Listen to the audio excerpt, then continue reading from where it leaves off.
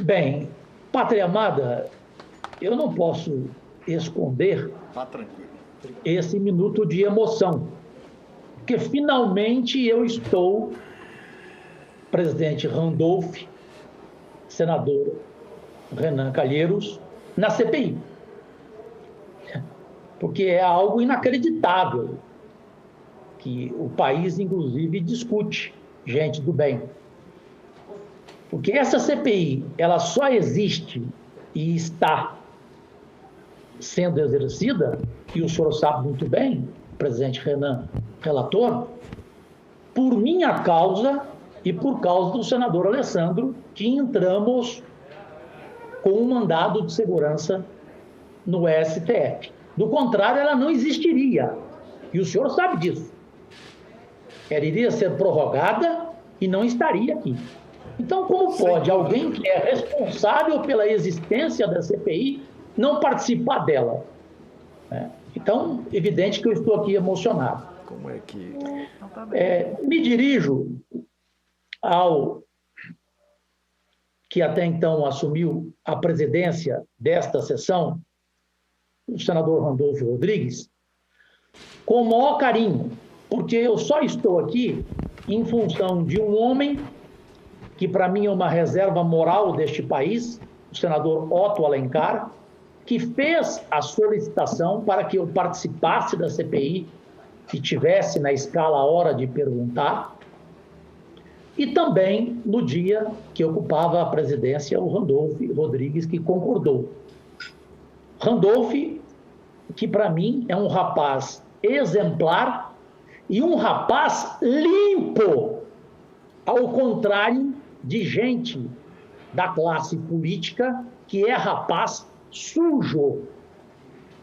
E aproveito para fazer, se o senhor permite-me, senador Renan, uma correção quando o senhor responde a críticas. E o senhor diz que de onde essas críticas vêm, elas são um elogio para o senhor. O senhor está me ouvindo ou não? Estou te ouvindo, claro.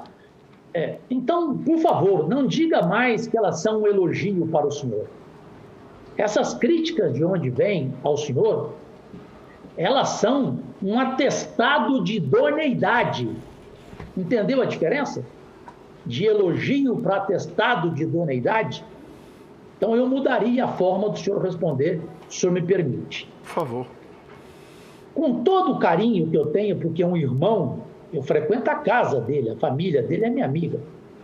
O senador Girão, senador Eduardo Girão, entre aí, a sua assessoria não lhe informou bem, na internet agora 15h31, agora são 16h26. O valor de O Globo informa a pesquisa XP, que diz, ao contrário do que o senhor informou, que 62% dos brasileiros aprovam essa CPI. Portanto, essa é a informação verdadeira. E aqui está um jornalista de 40 anos de carreira nacional que só acredita em uma pesquisa no Brasil, Datafolha. As demais eu ignoro. Mas a correção é necessária ser feita. Tanto que muitos colegas ficam ansiosos para uma pergunta nessa CPI, com o desejo de quê? De 30 segundos no Jornal Nacional. Eu não babo, presidente Renan Calheiros. É o desejo de aparecer no Jornal Nacional. Eu não tenho isso porque eu apareci em rede nacional na televisão brasileira durante 40 anos. Portanto, isso não faz falta nenhuma a mim. Indo direto aos assuntos, por ter essa primeira grande chance aqui na CPI, doutora Natália e doutor Cláudio, os senhores merecem inicialmente um aplauso pelas aulas dadas durante toda essa sessão. Portanto, a CPI e eu sei que o senador Renan não vai esquecer disso, e o Brasil do bem agradecem as suas posições. Doutora Natália, eu adorei aquela frase sua do goleiro, da vacina goleiro. Mas a senhora há de concordar comigo que não basta só a defesa. O meio-campo tem que voltar e marcar bem também. E até os atacantes. Ou seja, é um time completo. É um jogo coletivo. A senhora concorda, sim ou não? Senador, desculpa, mas o senhor está abusando dos meus conhecimentos futebolísticos. Porque futebol tem goleiro, defesa, meio-campo e ataque, doutora Natália. Então a minha analogia fica no limite do meu conhecimento, senador, desculpe. Mas pergunte ao seu filho, ao seu sobrinho, que ele vai lhe explicar o que é o futebol. Segundo, também adorei a sua colocação sobre a ciência. E peço rapidamente, sim ou não, se na verdade a sua definição é de que a ciência, ela não é um achismo, concorda? Perfeito, é isso mesmo, é um processo de investigação. Exatamente, não é um achismo. E aí, eu tenho que entrar em uma colocação para a senhora e para o doutor Cláudio, dura, que é o meu estilo, e quem me conhece, o senador Renan, sabe o que eu sou como jornalista na minha carreira, é o meu jeito de perguntar. Infelizmente, o Brasil hoje tem um presidente da República cuja sua cultura é uma cultura de latrina. Eu sei que muita gente vai pegar o telefone agora e buscar no dicionário. Inclusive ele, presidente, se estiver vendo a gente. Vai ter que pegar no telefone, no dicionário, o que é latrina. É a sua cultura. Daí a pergunta à senhora. Qual é a sensação de uma mulher com a sua experiência? Que motivo realmente teve o presidente da República para agir da forma que ele agiu, para enfrentar a pandemia do jeito que enfrentou, com declarações grotescas, para não repetir aqui a palavra estapafúrdia, com declarações assim revoltantes? A senhora acha que foi o quê? É o quê? É uma ignorância de alguém que chegou à presidência da República do Brasil ou alguém que colocou na cabeça dele tudo o que ele falou, que eu não quero repetir aqui, porque não quero passar mal ao vivo no ar? Senador, não cabe a mim fazer qualquer tipo de análise sobre a motivação ou a personalidade do presidente da República. O que eu posso analisar como uma especialista em comunicação de ciência é que a maneira como o presidente se comporta, como ele apresenta a sua comunicação para a população, é uma maneira muito perigosa. Ele mostra no seu comportamento total falta de empatia com as famílias enlutadas, com as famílias que perderam seus entes queridos, e ele mostra também total ignorância da ciência que deve ser levada em conta na condução da pandemia. A motivação dele, eu não posso arriscar a dizer, mas eu sempre costumo citar a navalha de Hanley, que é uma citação que a gente usa muito em ciência, que diz que a gente nunca deve atribuir à malícia aquilo que pode ser explicado perfeitamente pela ignorância. Respondeu muito bem. Parabéns, doutora Natália. Doutor Cláudio, a sua visão em relação a esse mesmo questionamento que eu fiz por Fineza. Por favor. Bom, saudações, senador Cajuru. Tenho parentes na sua cidade, conheço desde criança. Eu tenho uma dificuldade semelhante à da colega aqui para entender as motivações. Eu não tenho dúvida quanto à natureza dessas declarações, mas me parecem absolutamente coerentes com as declarações dadas por ele ao longo de toda a sua vida política, desde quando era deputado, quando defendeu um torturador. Quer dizer, são declarações de quem não tem empatia, de quem não se identifica com os outros seres humanos. Então, me parece, não é surpresa ouvir o que tem acontecido atualmente, como declarações para não usar máscara, questionando a validade da vacina, dizendo que a vacina é experimental, ou outras coisas dessa natureza, que tem como resultado último a piora da nossa situação epidêmica e a piora da capacidade da população se proteger. Agora, não sei a motivação, só posso dizer que aparentemente essa motivação já vem de há 28, 30 anos, porque é coerente ao longo de toda essa trajetória. Perfeito, doutor Cláudio. Presidente Renan Calheiros, minha última colocação, e peço só a permissão ao senhor e a todos os companheiros que merecem o meu respeito, para algo que eu não consigo entender, presidente Renan Calheiros, neste momento na sessão.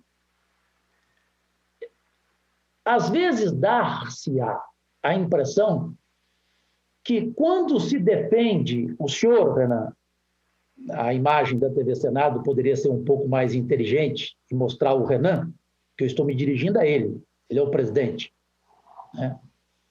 Então, se a TV Senado puder. Então, presidente Renan Calheiros e relator, quando se fala que 15 milhões de pessoas estão salvas no Brasil pela pandemia, uma coisa que eu não consigo entender. Quer dizer, então, que 500 mil de pessoas mortas não significam nada? Vamos comemorar? Vamos gritar como um gol no Maracanã? Olha, 15 milhões de pessoas estão salvas, porém 500 mil mortas. É algo que eu não consigo entender. Então, a minha última pergunta, e me dirijo à doutora Natália, ela é simples. A senhora deve ter, doutora Natália, com sua cultura, que não é de latrina, evidentemente, com a sua cultura, a senhora deve ter lido Milor Fernandes. E Milor dizia o seguinte, que a ignorância é a maior multinacional do mundo. Infelizmente, ela é. Teve um parlamentar nesse Congresso Nacional, o senador Randolph deve se lembrar desse dia, porque ele tem uma memória de elefante, embora seja um nanico, fisicamente, mas ele deve se lembrar que um colega nosso falou que essa CPI, o Renan também deve se lembrar, que essa CPI ela poderia começar só em outubro, porque até outubro essa epidemia ia acabar. Como se ele tivesse uma bola de cristal. Veja o ponto que chega a ignorância de um parlamentar. E eu tenho vídeo, para quem duvidar, nos anais desse Senado Federal. Então, a pergunta, que é a final, é se a sua previsão ela é otimista ou pessimista em relação até onde essa tristeza vai nos doer, chamada pandemia. Doutora Natália primeiro e doutor Cláudio, e assim eu encerro e agradeço ao Randolph e ao Renan e a todos por finalmente ter tido esse espaço aqui na CPI. Doutora Natália, por favor. Senador, eu busco não fazer previsões, porque justamente na ciência a gente também não tem bola de cristal. E como já falei aqui anteriormente, essa pandemia depende do comportamento de pessoas, além, é claro, da aquisição de vacinas, mas que também dependem do comportamento de pessoas para que essas pessoas se vacinem. Então, 15 dado segundos, o 15 comportamento segundos. que nós estamos vendo no Brasil e a falta de adesão às medidas preventivas acoplados a uma vacinação lenta, eu temo que essa pandemia ainda vai ficar entre nós por bastante tempo. Eu não consigo e nem devo bater um martelo aqui de data, porque justamente nós não fazemos previsões do futuro. Mas é uma pandemia que depende do comportamento de pessoas. Então, eu sou otimista na medida da capacidade que nós tivermos de comunicar efetivamente com a população para que a gente tenha uma melhor adesão às medidas restritivas, para que a gente tenha a implementação de lockdowns coordenados regionalmente, no mínimo, e que a gente tenha uma maior aquisição e distribuição efetiva de vacinas. Com essas medidas, a gente conseguiria até ter um certo otimismo. Entendi muito bem a sua resposta e, para terminar e passar alguns segundos, eu nunca passo do tempo, a resposta do Dr. Cláudio, eu só esqueci de colocar, do jeito que este governo enfrenta a pandemia, a previsão da doutora Natália e do senhor Dr. Cláudio, ela é otimista ou pessimista? Até quando vamos viver esse desespero? Doutor Cláudio. Eu não me considero uma pessoa pessimista. Habitualmente eu diria que eu sou esperançoso. Agora, acho que o senador usou a palavra exata, porque nesse momento eu não consigo ser esperançoso. Eu enxergo o desespero.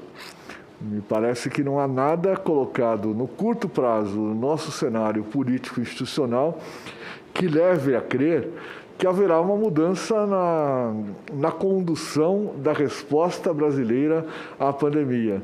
E dessa forma, há uma chance grande, uma probabilidade grande de que as piores previsões venham a se confirmar paulatinamente e que as reações que gerem algum produto sejam muito pequenas. Então, lamento, não consigo ser esperançoso nesse momento. Obrigado, doutor Cláudio. Obrigado a todos e obrigado, presidente Randolfo Rodrigues, e volto a repetir, um abraço, faz tempo que a gente não se vê. Faz tempo. Um abraço, rapaz exemplar e rapaz limpo, diferente de quem é rapaz sujo. Muito obrigado. Muitíssimo obrigado, senador Cajuru. Senador Renan, por gentileza. Pela ordem, queria exaltar a participação do senador Cajuru.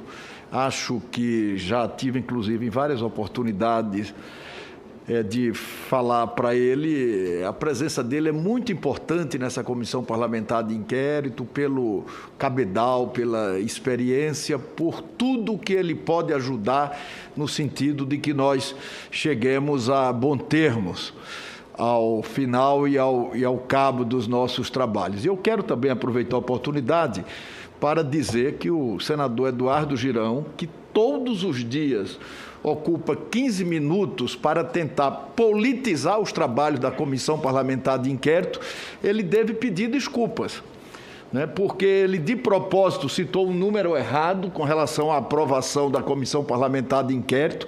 Em pesquisa hoje publicada pela XP, a Comissão Parlamentar de Inquérito tem 62% de aprovação do povo brasileiro nos seus trabalhos, tá? Apenas 30 e poucos por cento, eu não lembro o número que ele falou, 35% confiam que essa comissão vai chegar a bom termo, responsabilizando quem deve responsabilizar.